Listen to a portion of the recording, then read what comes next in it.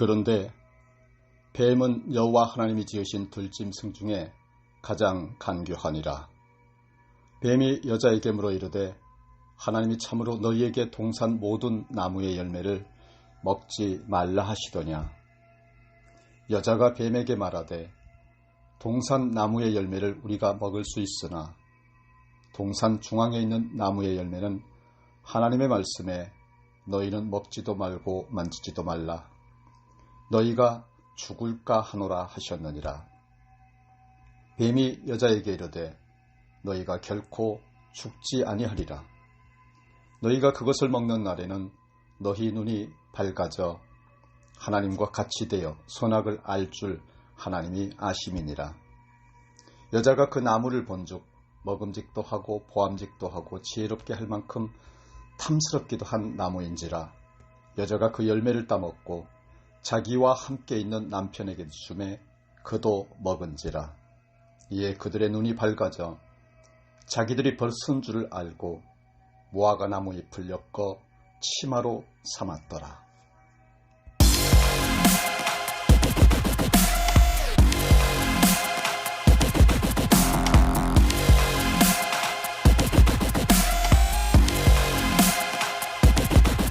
만세전에 천지를 창조하시고 마지막 시대에 우리를 살리기 위하여 다시 오실 예수 그리스도의 이름으로 말씀 들고 섰습니다. 주여, 5인 이상 예배가 금지되고 규정을 어기면 신고가 되고 예배 드린다고 교회가 폐쇄되는 지옥 같은 세상이 되었나이다. 그래도 주님이 길이요 진리요 생명이시오니 영상으로 드리는 금요철야 예배 말씀 들고 섰습니다. 주님 주신 생명의 말씀만 바로 잘 전하도록 은혜 주시고 이 종의 허물일랑 온전히 십자가에 못 박아 주시옵소서. 예수 그리스도 이름으로 기도드리옵나이다. 아멘.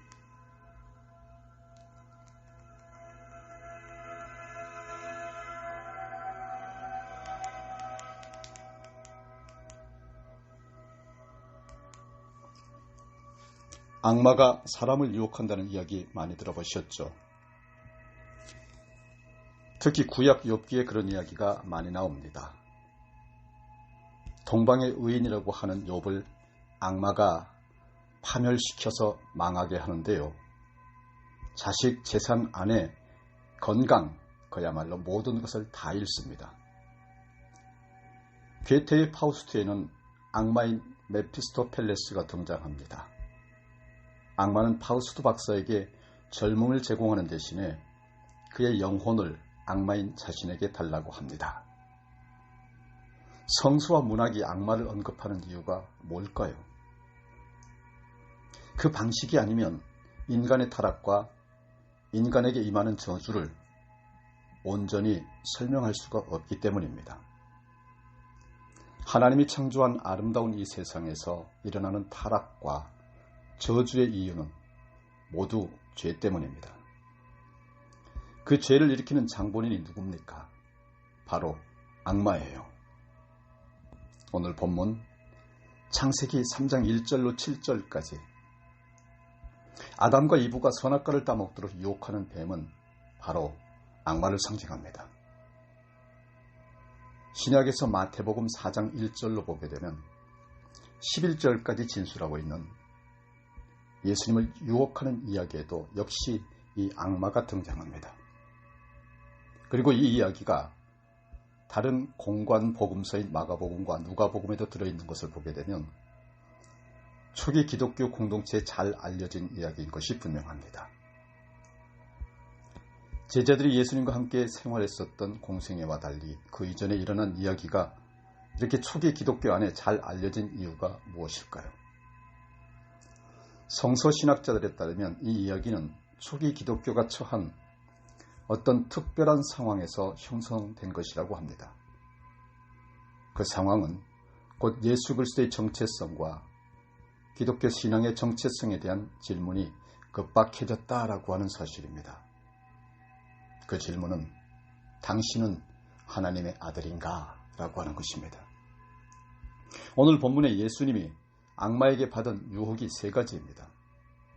그 첫 번째 유혹은 40일 금식을 하신 예수님 앞에 악마가 나타나서 이렇게 말하더라 하는 것입니다. 당신이 하나님의 아들이거든 이 돌더러 빵이 되라고 해보시오.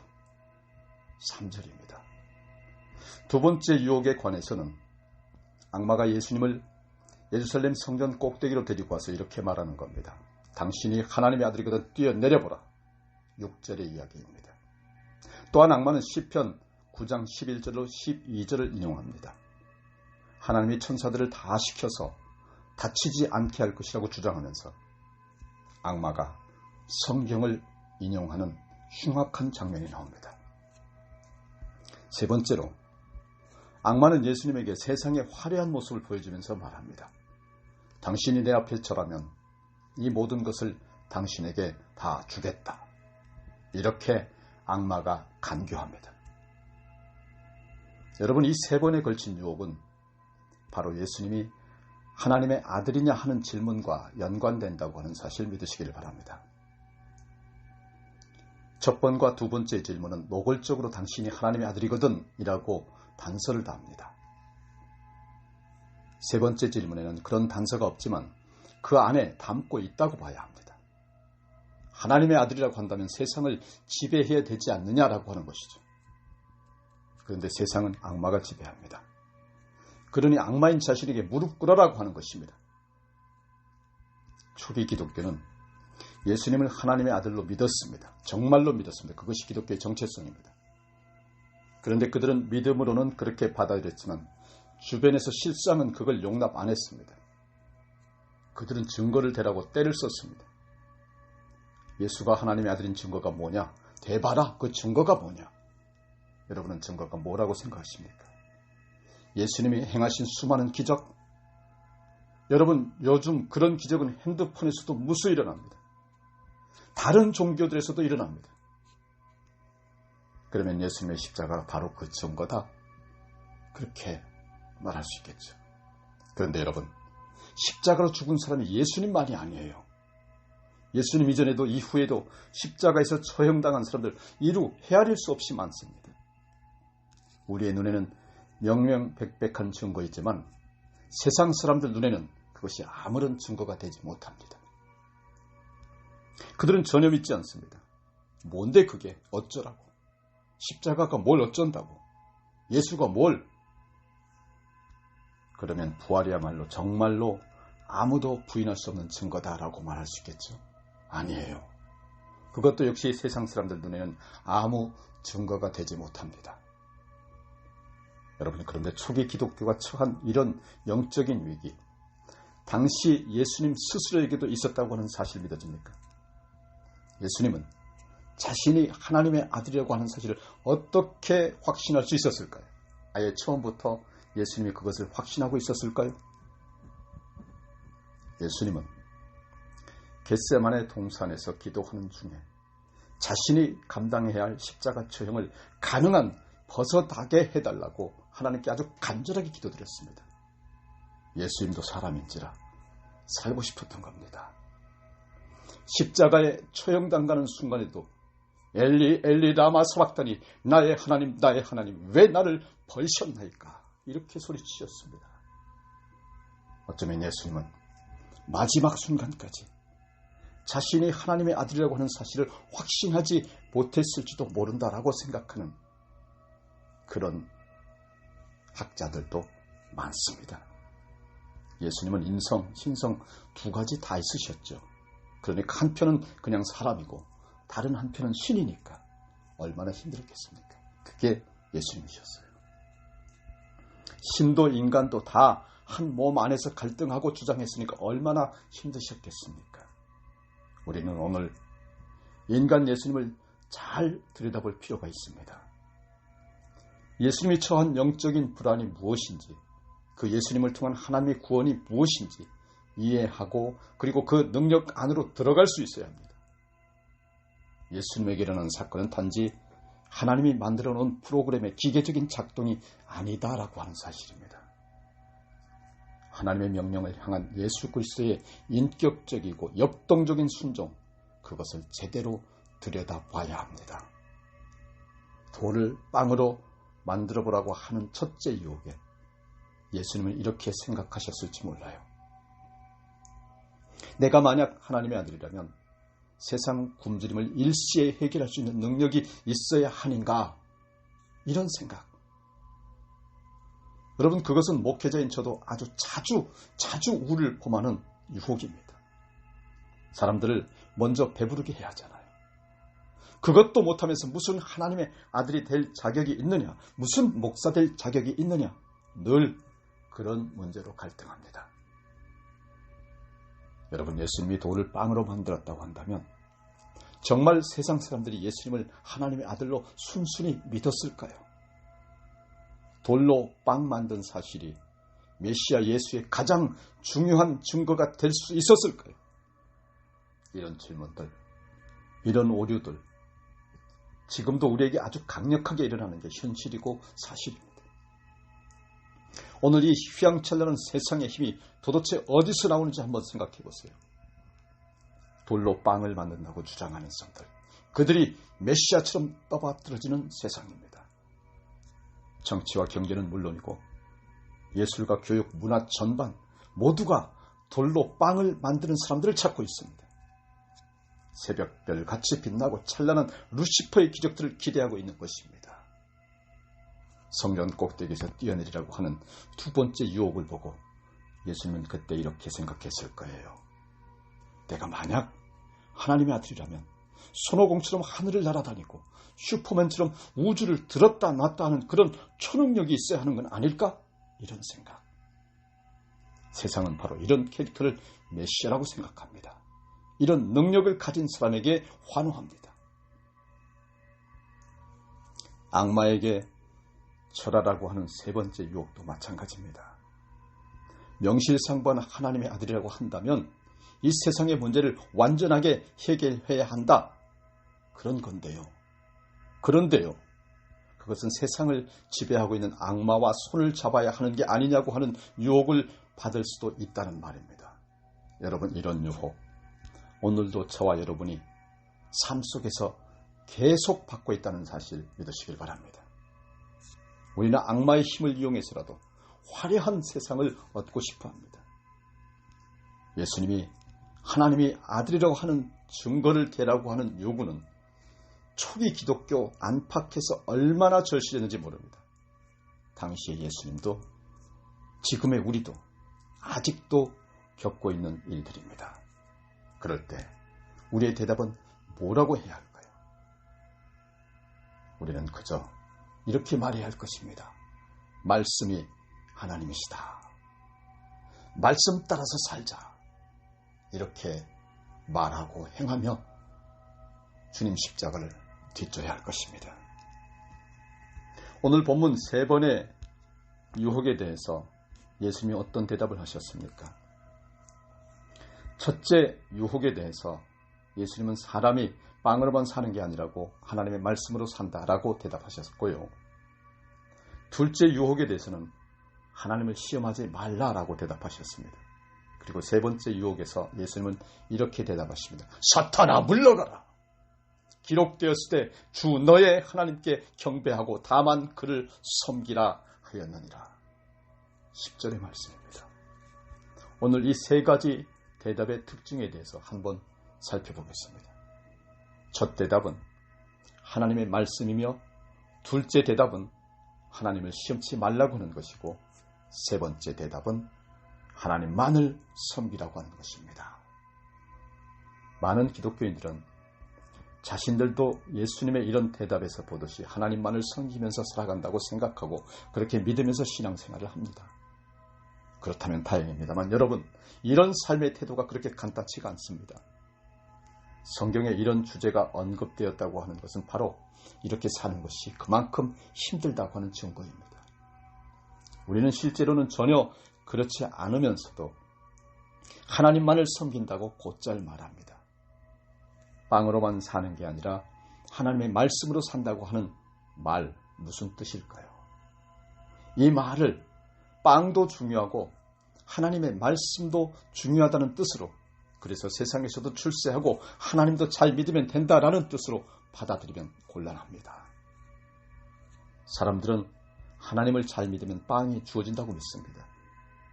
우리가 세상을 요령껏 살아가기 위한 도구가 하나님이 된 거예요. 소천하신 사랑의 교회 원로 옥하는 목사님 이런 면에서 의미심장한 말씀을 선포했었습니다. 조엘 오스틴의 긍정애심에 속지 말라고 하는 설교가 그겁니다. 세상이 온통 복받기 위해서 하나님을 도구로 사용했다고 하는 경계였어요. 리크 워렌의 목적에 이끄는 삶도 마찬가지입니다. 이런 류의 책들은 기독교 신앙을 도구하는 전형입니다. 하나님을 도구로 삼아서 자기의 삶을 실현하려고 하는 그런 것들입니다. 이와 반대로 하나님의 말씀으로 산다고 하는 건 하나님을 도구로 이용하지 말라라고 하는 뜻인 것을 믿으시길 바랍니다. 두 번째로 하나님을 시험하지 말라고 하는 말씀도 따르기가 쉽지 않죠. 우리는 태생적으로 하나님을 시험하고 싶어 합니다. 하나님이 살아계신지, 하나님이 창조주이신지, 자신의 주인인지 늘 의심하고 증거를 보여달라고 때를 씁니다. 세 번째, 하나님만을 경배하라고 하는데 우리는 하나님만을 경배하는 걸 못 견뎌 합니다. 악마가 예수님에게 보여주었던 화려한 세상 것들에 대해 관심을 끊어라. 그리고 하나님만을 경배하라. 이 말을 선악과를 따먹고 하나님과 같아지겠다고 했던 인간들이 도대체 들어먹겠습니까? 우리는 하나님을 경배하더라도 여전히 세상 즐거움을 포기하지 못합니다.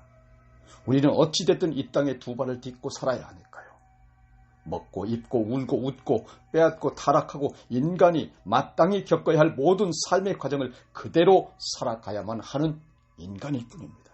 절대로 우리는 온전히 천사처럼 하나님을 경배하지 못합니다. 죄된 모든 인간은 천사가 될 수 없습니다. 오늘 본문이 기록되던 2000년 전 초기 기독교인들도 역시 우리와 똑같이 이 세상에 부대끼면서 아파하면서 죄지으면서 그렇게 살았습니다. 근본 하나님만을 경배하면서 살아갈 수가 없었기 때문입니다. 우리 인간은. 정리하겠습니다. 신약 성서학자들에 의하면 악마의 유혹 이야기는 기원 후 20년, 60년대에 일어난 유대계 열혈 당원들이 반로마 무력 투쟁을 벌이던 맥락에서 형성되었다고 하던데요. 당시 이스라엘은 무력으로 로마 황제를 제거하고 예루살렘 성전을 세계의 중심으로 삼으려고 했는데 이런 계획이 성공하려면 성전 꼭대기에서 밑으로 뛰어내려도 다치지 않는 하나님의 기적 정도는 필요하지 않았겠느냐 하는 것입니다. 이스라엘은 주장은 당시 예수님을 메시아로 믿는 기독교인들에게 매우 심각한 도전이었습니다. 예수님이 메시아라고 한다면 당연히 그 당시 악의 본산이었던 로마 제국을 힘으로 제압하고 이스라엘을 세계의 중심 국가로 만들었어야 했겠죠. 하지만 그들이 메시아로 하나님의 아들로 믿는 예수님은 그런 이 세상의 승리자가 아니었습니다. 이스라엘 독립운동가가 아니었습니다. 경제 문제를 해결하는 기업가도 아니고 또한 정치가도 아니었습니다. 그런데 사람들의 계획은 늘 승리주의로 나타납니다. 정의와 평화를 세우는 것도 언제나 권력으로 나타납니다. 예수님은 그런 다툼 가운데에 십자가에 매달려서 처형당하셨습니다. 아주 무기력하게, 처참하게 돌아가셨습니다. 모두가 돌을 빵으로 만들겠다, 기적을 일으키겠다, 화려한 세상을 만들겠다고 외치는 사람들의 투쟁 가운데에 비참하게 무기력하게 죽으셨습니다. 예수님이 그렇게 이 십자가에 매달린 이유는 오직 한 가지입니다. 하나님에게 자신의 운명을 온전히 맡기기 위한 것이었습니다. 자신이 하나님의 아들인지 아닌지를 증명하려고 하지 않았고 오직 모든 걸 하나님께 맡긴 것입니다. 그리고 하나님은 그를 죽은 자 가운데서 3일 만에 부활시키셨습니다. 할렐루야. 우리는 지금도 계속해서 우리 자신이 무언가를 성취하도록 이 세상, 즉 악마로부터 요구받고 강요받고 있습니다. 그럴 때 우리도 예수님처럼 하나님에게 모든 운명과 미래를 맡기고 질병과 고난과 근심을 떨쳐버리셔야 됩니다. 원수 마귀 사단 귀신아 물러가라 라고 명할 수 있어야 됩니다. 우리를 달콤하게 집요하게 교모하게 우리의 자만심과 성취감을 자극하는 교만 마귀에 속지 마시기를 주님의 이름으로 권면합니다. 원수 마귀 사탄 귀신 물러갈지어다 라고 명하시기를 바랍니다. 예수께서 말씀하시되 사탄아 물러가라 기록되었을 때 주 너의 하나님께 경배하고 다만 그를 섬기라 라고 말씀하셨습니다. 다 같이 기도하시겠습니다. 주여, 우리 입에서 나오는 말들을 통하여 하나님께 영광 돌리기 원합니다. 비록 마스크로 입이 막히고 경제 불황으로 손발이 묶여도 진리를 향한 마음만은 말씀이신 하나님 은혜로 지키도록 도우시어서 우리 자신에게도 덕이 되게 하고 흉악한 코로나19 시대에 말씀으로 만인을 살리는 아름다운 말, 복된 말을 할 수 있도록 우리 입술을 축복하여 주시옵소서. 말만 하고 실천하지 못하므로 믿음 없는 자 되게 하지 마시고 말하고 실천하여 산을 옮기고 바다를 가르게 하여 주시옵소서. 주님 이름으로 귀신을 쫓게 하여 주시옵소서. 주님 이름으로 불가능을 넘게 하여 주시옵소서. 주님 이름으로 기적을 행하게 하여 주시옵소서. 주님 이름으로 코로나와 경제 불황을 물리치게 하여 주시옵소서. 창세전 허락하신 복을 이 시간 허락하시며 섬기고 나누고 사람을 살리는 주님 주신 사명 감당하게 하옵시며 전 세계를 품고 기도하는 이 세대를 살리기 위해 다시 오실 구세주 예수 그리스도의 이름으로 큰 자 되게 하여 주시옵소서. 길이요 진리요 생명 되신 예수 그리스도의 이름으로 기도드리옵나이다. 아멘.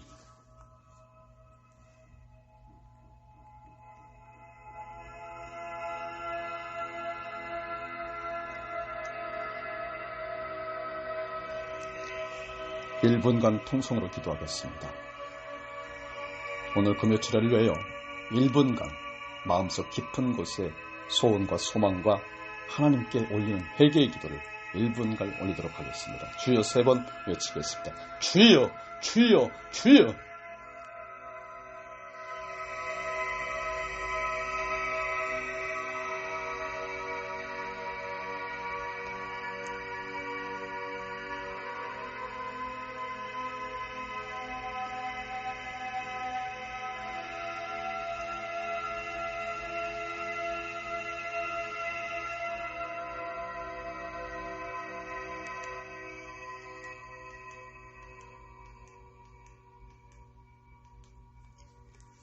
이어서 신축년 새해 여러분의 가계에 3대에 걸친 악한 영을 몰아내고 영권, 인권, 물권 충만한 축복을 하나님께서 허락하시도록 가계 치유 기도를 다 함께 드리도록 하겠습니다.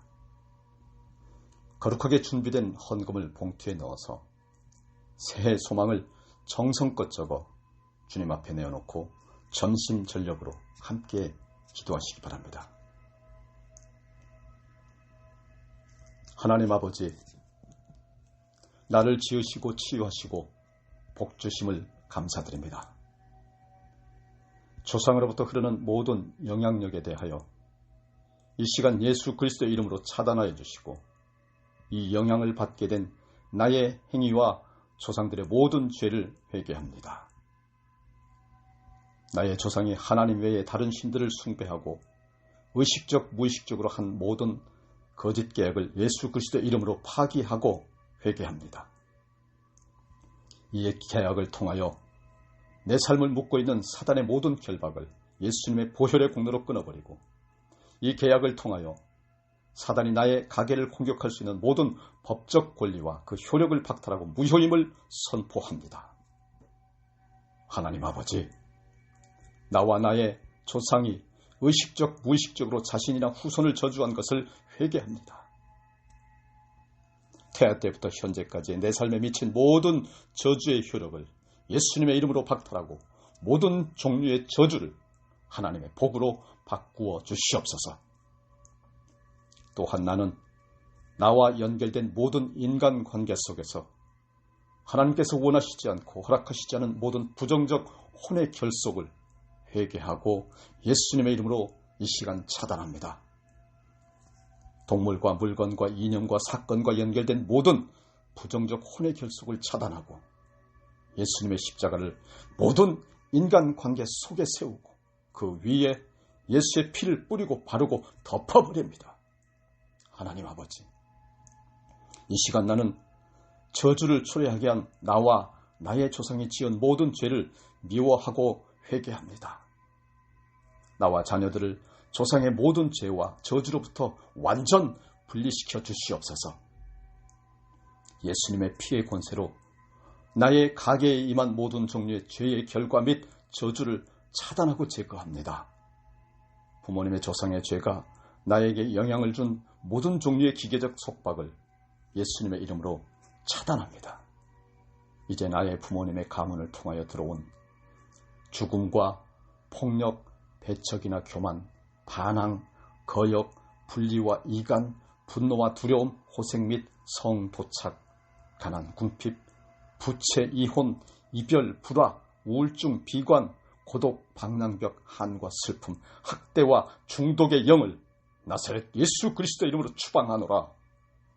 유전병, 정신이상, 암, 당뇨병, 심장병, 신장병, 고혈압, 갑상선과 비뇨기 계통의 모든 질병과 소화기 계통의 질병을 가지고 온 모든 더러운 영과 세계를 뒤흔든 악한 유행병 코로나19와 그로 인한 지독한 경제불안 가난병은 이 시간 예수 그리스도의 이름으로 명령하노니 모든 질병과 저주와 재앙을 가지고 떠나갈지어다. 각종 질병 떠나갈지어다. 코로나 떠나갈지어다. 경제불안 떠나갈지어다. 떠나갈지어다. 가라! 가라! 각 세대 간에 예수님의 십자가를 세우고 예수님 보혈에 피를 뿌리고 바르고 덮어버립니다. 하나님 아버지, 세대를 통하여 나에게 대물림된 모든 죄를 회개하오니 용서하여 주옵시고 그 죄 위에 예수 그리스도의 피를 뿌리고 바르고 덮어주시옵시며 그 피로 정결케 하여 주시옵소서. 이 시간 나는 예수님의 피의 권세와 사랑과 능력으로 나와 나의 조상들로 인하여 대물림된 죄와 좋지 않은 부정적인 영향력을 끊어버리고 죄로 인한 죄주로부터 온전히 해방된 것을 선포합니다.